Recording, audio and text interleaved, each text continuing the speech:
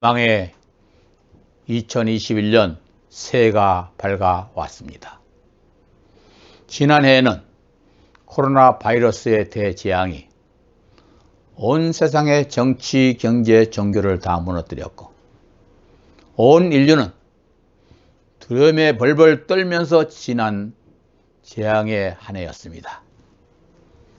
여러분, 이러한 세계적인 대재앙은 왜 오느냐 하면 하나님의 은총을 많이 받은 나라들과 교회와 백성들이 너무 배불러서 하나님을 잊어버리고 하나님께 영광 돌리지 않고 감사치도 않으면서 마음에 하나님 두기를 싫어하기 때문에 또 말씀의 간섭을 받기 싫어하기 때문에 하나님께서 그 상실한 저들의 마음을 그대로 내버려 두시고 등을 돌려버리시기 때문에 생기는 천재입니다. 로마서 1장 21절로 32절 말씀을 조용히 묵상해 보시기 바랍니다. 이제 다시 새해가 되었습니다. 여러분, 올해는 새롭게 출발합시다. 오늘 이 시간부터 마음에 온전히 하나님을 모시고 출발하시기 바랍니다. 그리고 창조주 하나님께 마땅히 돌려드려야 될 영광과 감사를 돌리면서 힘차게 출발하시기 바랍니다. 자비로우신 하나님은 돌이키시고 회복시켜 주실 것이 약속되어 있습니다. 오늘 말씀은 높은 영산에서 주시는 말씀 12번째, 사람에게 원망 들을 만한 일이 있으면 급히 가서 사과하라. 그렇지 않으면 지옥에 간다 하는 참 두려운 말씀입니다. 마태복음 5장 21절로 26절까지 옛사람에게 말한 바 살인하지 말라. 누구든지 살인하면 심판을 받게 되리라 하였다는 것을 너희가 들었으나 나는 너희에게 이르노니 형제에게 노하는 자마다 심판을 받게 되고 형제를 대하여 나가라 하는 자는 공회에 잡히게 되고 미련한 놈이라 하는 자는 지옥불에 들어가게 되리라. 23절로 26절은 강해 가면서 읽도록 하겠습니다. 한마디로 지옥불에 들어가지 않으려면 욕설이나 언어적인 폭력을 발산하지 말라는 당부의 말씀입니다. 작은 계명 같으나 큰 계명입니다. 이 말씀 무시하지 마시고 올해 21년도에는 이제부터는 이 말씀을 잘 듣고 순종하면서 기도하면서 우리가 늘 순종하고 살아간다면 당장의 하늘의 평화가 깃들게 되고 재앙도 물러가게 되고 성령님이 날마다 동행하시는 체험을 하게 될 것입니다. 무리를 보시고 산으로 올라오신 주님은 산에까지 따라온 제자들에게 저들의 조상으로부터 구전으로 잘못 전달받은 잘못 깨달은 말씀들을 지금 다시 설명해 주고 계신 것입니다. 옛사람에게 말한 바 그랬죠. 당시 유대인들은 그들의 조상들로부터 전해져 내려오는 구전을 통하여 하나님의 말씀들을 잘못 깨닫고 잘못 알고 있는 사람들이었습니다. 그러나 지금 산 위에서 말씀을 듣고 있는 제자들은 율법을 또한 모든 말씀을 선자들을 통해서 직접 세상에 주셨던 주님으로부터 장본인으로부터 직접 말씀을 배우면서 하늘의 축복을 받고 있습니다. 하나님의 말씀을 잘못 가르친 사람도 지옥에 가지만 잘못 배운 사람도 지옥에 간다고 주님은 말씀하고 계십니다. 그러므로 여러분, 하나님의 말씀을 온전히 알고 가르치는 하나님의 사람을 이 시대에 만난다는 것은 얼마나 큰 축복인지 우리가 알아야 합니다. 자, 22절엔 언어 폭력자들이 받는 심판을 다시 설명해 주고 계십니다. 22절, 나는 너희에게 이르노니 형제에게 노하는 자마다 심판을 받게 되고 그랬습니다. 형제에 대하여 나가라 하는 자는 공회에 잡히게 되고 미련한 놈이라 하는 자는 지옥불에 들어가게 되리라. 뜨끔하지 않습니까? 모세의 옛 계명에는 살인하면 심판을 받았는데 예수님의 새 계명에는 형제에게 성질내는 사람이 심판을 받게 된다는 것입니다. 형제에게 노하는 자, 노한다는 분노를 터뜨리는 것입니다. 사람이 분노를 마음속에 품을 때 자기의 이성을 잃어버리게 됩니다. 그러면 반드시 찾아오는 손님이 하나 있습니다. 마귀입니다. 그가 와서 우리의 분노에 휘발유를 뿌려서 막 불을 더 지핍니다. 결국은 살인을 저지르는 그런 사건이 벌어지게 됩니다. 에베소서 4장 26절에 분을 내어도 죄를 짓지 말며 해가 지도록 분을 품지 말고 마귀로 틈을 타지 못하게 하라. 보십시오. 분노를 품으면 마귀가 틈을 타죠. 너 죽고 나 죽자 이렇게 나오게 되어 있습니다. 다음으로 형제를 향하여 나가라. 그런 사람 공에 잡히게 된다고 했습니다. 나가 하는 말은 바보, 속이 빈 놈, 쓸모없는 녀석 이런 뜻입니다. 이것은 일방적으로 남을 깎아내리는 욕을 뜻하는 것입니다. 형제를 업신여기고 깔보며 교만을 떠는 말입니다. 다음으로 형제를 향해서 미련한 놈이라고 하는 자는 지옥불에 들어간다고 하셨습니다. 미련한 놈이라고 하는 것은 하나님 앞에서 가치가 없는 놈이란 뜻입니다. 다시 말해서 저 사람은 아무런 쓸모가 없어. 하나님께서 왜 저런 사람을 이 세상에 태어나게 하셨는지 몰라 하는 말이 됩니다. 우리가 누군가를 향하여 미련한 놈이라고 말한다면 그 사람을 만드신 하나님을 향해서 하나님 이런 사람을 사람이라고 만드셨습니까? 하고 대드는 것이 됩니다. 다시 말하면 창조자를 모독하는 것이죠. 하나님과 싸우자고 선전포고하는 것과 같은 것입니다. 이것이 언어적 폭력입니다.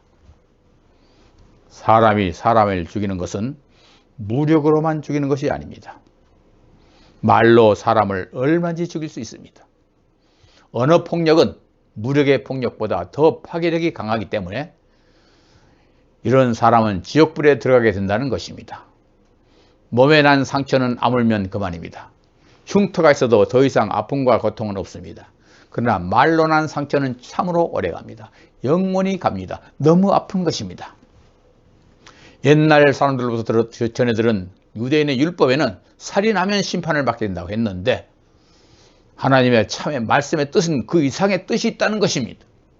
즉 살인이라는 행위가 문제가 되는 것이 아니라 살인이라는 원인이 그 원인, 마음이 문제가 된다는 것입니다. 원인을 따져서 심판하신다는 말씀입니다. 왜 하늘나라는 원인을 따져서 심판하는지 아십니까? 그것은 영원한 시간이 흐르는 곳이고 영원히 모두 함께 살게 되기 때문입니다. 영원한 곳에서 사람과 사람이 마주 대하면서 살아가는데 좋지 않는 악감정을 품고 살고 있다면 언젠가는 입으로 그 감정을 토해내게 될 것이며 그 토해내는 감정의 말들이 곧 지옥불이 되기 때문입니다. 다시 말하자면 그런 사람이 천국에 하나만 있어도 천국은 곧 지옥의 불바다가 되어버리기 때문입니다. 야고보서 3장 6절을 참조해 보면 그렇습니다. 혀는 곧 불이요 불의의 세계라. 혀는 우리 지체 중에서 온몸을 더럽히고 생의 바퀴를 불사르나니 그 사르는 것이 지옥불에서 나느니라. 이 말씀을 좀 더 자세히 설명해 드립니다. 혀가 무조건 나쁘다는 얘기는 아닙니다. 마음속에 아주 나쁜 감정을 품고 내뱉는 말이 그 사람의 인생을 더럽히고 그 사람의 삶을 망치게 할 뿐만 아니라 다른 사람의 가슴에까지 지옥의 불을 끌고 와서 불태우게 되므로 자기도 망하고 남도 망하게 한다는 말입니다. 그래서 천국에 보면 살인의 결과를 말하기 전에 원인을 밝혀서 심판하게 되는 것입니다. 형제에게 나쁜 감정을 품고 언어적인 폭력을 휘두르는 그 사람은 벌써 사람을 죽인 자와 같아서 지옥불에 들어가게 된다는 무서운 경고의 말씀입니다. 그러므로 하나님께 예물을 드리다가 거기서 내 형제에게 원망 들을 만한 일이 있는 줄 생각나거든. 예물을 제단 앞에 두고 먼저 가서 형제와 화목하고 그 후에 와서 예물을 드려라. 너를 송사하는 자와 함께 길에 있을 때 급히 사화하라. 그 송사하는 자가 너를 재판관에게 내어주고 재판관이 관녀에게 내어주어 옥에 가둘까 염려하라. 우리가 하나님과 가까워지려면 형제들에게 원망을 듣지 않아야 합니다. 수학 기하학에서는 한 점과 한 점을 잇는 가장 가까운 거리는 직선이라고 말합니다. 그런데 우리가 하나님께 가까이 나가는 방법은 전혀 다릅니다. 우리가 하나님께 직접 나아감으로 하나님과 가까워지기를 원하지만 하나님과 가까워지는 방법은 먼저 형제들과 가까워지는 것을 말씀하고 계십니다. 그렇습니다. 우리 인성입니다. 모든 사람들에게 온유해야 되고 원망 들을 만한 사람들이 있어서는 안 됩니다. 여러분, 올해는 지금부터 한번 생각해 봅시다. 내가 원망 들을 만한 형제나 이웃이 없는가 살펴보는 것이 중요합니다. 우리는 하나님께 나가는 것만으로 하나님과 가까워지는 것이 아니라 이웃과 가까워지는 것을 통해서 하나님과 가까워질 수 있는 것입니다. 이것이 우리 신앙생활의 중요한 원리입니다. 하나님의 사랑을 받기 원하는 성도 여러분 하나님과 정말 가까워지기 원하십니까? 그렇다면요, 꼭 알아야 될 것이 하나 있습니다. 다른 사람들과 싸워서 이기려고 해서는 안 됩니다. 오히려 져줘야 하고 내가 잘못한 일이 없음에도 불구하고 내가 먼저 화해하자고 나서야 하나님의 자녀입니다. 말씀을 순종하는 하나님의 자녀입니다. 그저 내가 부족해서 모든 일이 그렇게 됐습니다. 내가 못나서 일어난 일입니다. 라고 먼저 말할 수 있어야 하나님의 사랑받는 자녀가 됩니다. 이것이 하나님 앞에 서서 예배를 드리는 성도들이 갖춰야 될 조건입니다. 하나님께 예물을 드린다는 것은 하나님과 화목해지기 위해서 올리는 것입니다. 그러나 하나님께 헌금만 잘한다고 하나님과 가까워지는 것은 아닙니다. 하나님과 화목해지기 원하는 형제와 불화한 상태라면 하나님과 가까워질 수 없습니다. 다시 하나님과 화목해지기를 원하는 사람이 형제와 불화한 상태라면 하나님과 가까워질 수가 없습니다. 한 가지 예를 들자면 여러 자녀를 둔 부모님이 계신데 어떤 한 자식이 부모님에게 효도하기 위해서 맛있는 음식을 사오고 옷도 사오고 효도를 합니다. 그런데 다른 형제들과 만나기만 하면 다투고 싸우고 저주하고 물고 뜯고 싸운다면 그 부모의 마음이 어떻겠습니까? 그 효도하는 자식이 사가지고 온 음식이 먹어지겠습니까? 부모 입장에서는 다 같은 자식들인데 모두 사랑하고 아끼는 자식들인데 서로 화목한 중에 효도가 있고 평안이 있는 것 아닙니까? 그런데 큰아들이 별로 잘못한 일도 없는데 다른 형제들에게 말합니다. 동생들아, 내가 무조건 잘못했다. 동생들에게 원망을 들을 만큼 내가 너그럽지 못했구나. 용서해다오.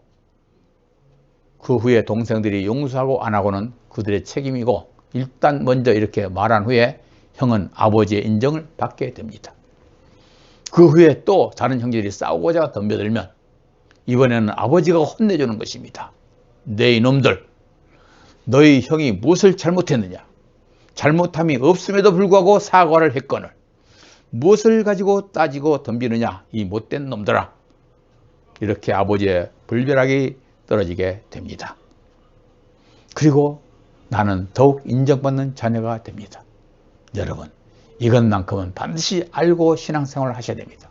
세상 사람들은 아버지를 잃어버린 고아들이기 때문에 스스로 상대를 꺾고 이기지 않으면 대신 싸워줄 부모가 없습니다. 그래서 싸움이 벌어지면 끝까지 싸워서 죽든지 살든지 결판을 봐야 합니다. 그러나 우리들은 다릅니다. 이것저것 다 양보하고 항상 져주고 먼저 베풀고 살아도 대신 싸워주시고 갚아주시고 채우시는 살아계신 아버지가 계십니다. 얼마나 감사하고 좋습니까? 체험을 해본 사람들은 압니다.